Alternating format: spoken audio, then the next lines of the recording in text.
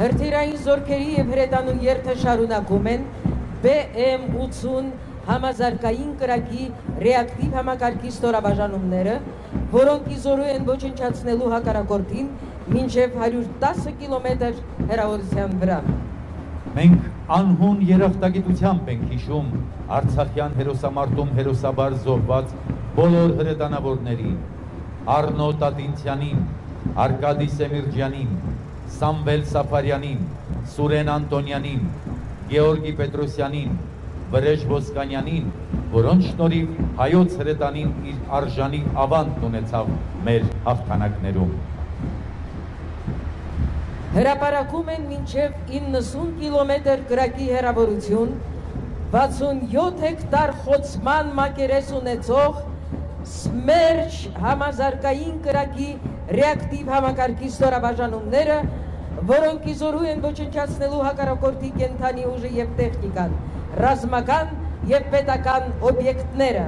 Այս ստորաբաժանումները հենց այս տարի են անցել Հայաստանի Հանրապետության զինված ուժերում մարտական հերթապահության։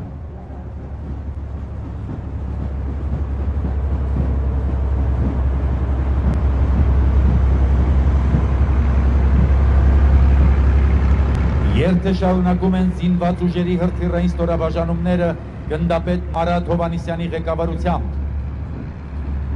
Հրապարակում են մարտավարական նշանակության մինչև 70 կիլոմետր հեռահարության Տոչկա համալիրի հրթիռային ստորաբաժանումները։ Այս ստորաբաժանումները կարող են գերճշգրիտ, արագ, դիպուկ և արդյունավետ հրթիռային հարվածներ հասցնել հակառակորդի կարևորագույն նշանակության օբյեկտներին։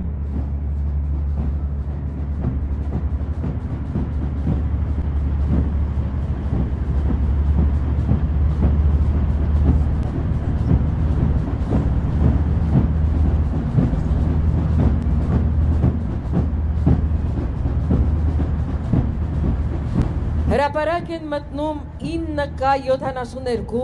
սկատ տեսակի օպերատիվ մարտավարական նշանակության հրթիռային համալիրների ստորաբաժանումները։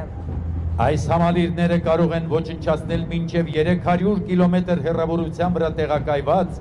և մինչև 1 կիլոմետր շառավղով ռազմավարական նշանակության օբյեկտներ։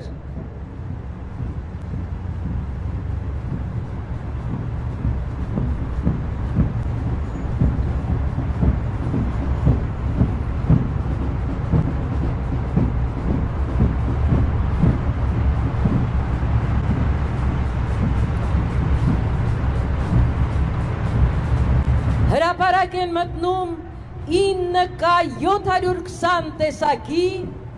Իսկանդեր օպերատիվ մարտավարական մշակութային հրթիռային համալիրների ստորաբաժանումները։ Նախորդ ջրամասերից հետո սա անշուշտ մեր զինված ուժերի ամենանշանակալի և գերժամանակակից համալրումն է։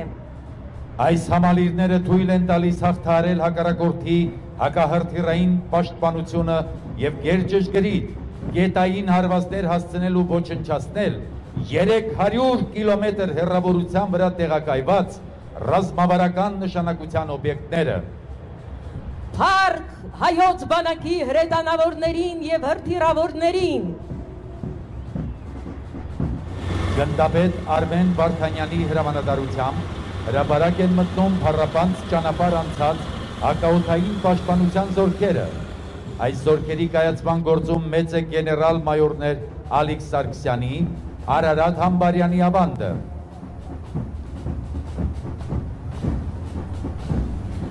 Առջևից անցնում են հայրենական ռազմաարդյունաբերական ձեռնարկություններում արդիականացված ՕՍԱ ԱԿՄ զենիթային հրթիռային համալիրները, որոնք իրենց գերազանց դրսևորեցին մարտի դաշտում։ Հայկական դիվիզիոնների կարողությունները հնարավորություն են տալիս կասեցնելու բոլոր օդային հարձակումները հակառակորդի օդային տարածության խորքում, միաժամանակ ոչնչացնելու 30-ից ավելի օդային հարձակման միջոց։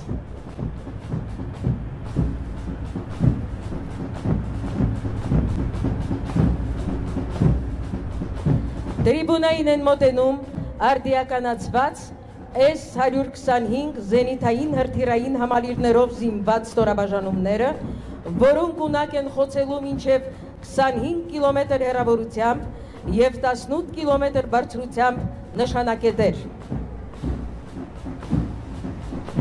Հրապարակում արդիականացված Ստրելա 10 զենիթային հրթիռային ստորաբաժանումներն են, որոնք վստահորեն իրականացնում են Հայաստանի և Լեռնային Ղարաբաղի օդային սահմանների պահպանությունը։ Բարձր շարժունակությամբ ուշտված այս համալիրները հաջող են իրականացնում հակաօդային պաշտպանության խնդիրները սահմանային փոքր և ցածր բարձրություններում։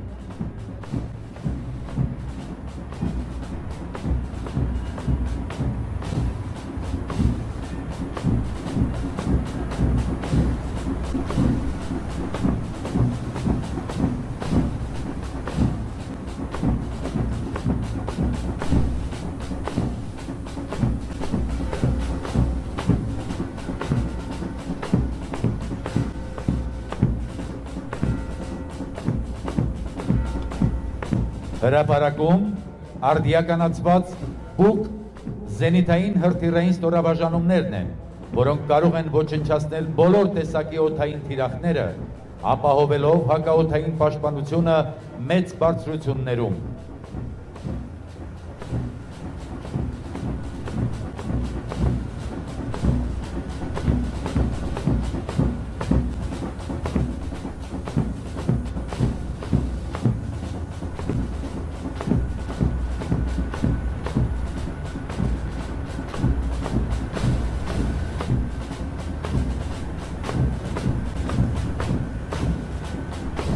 Հրապարակում է S-300 զենիթային հրթիռային համակարգը,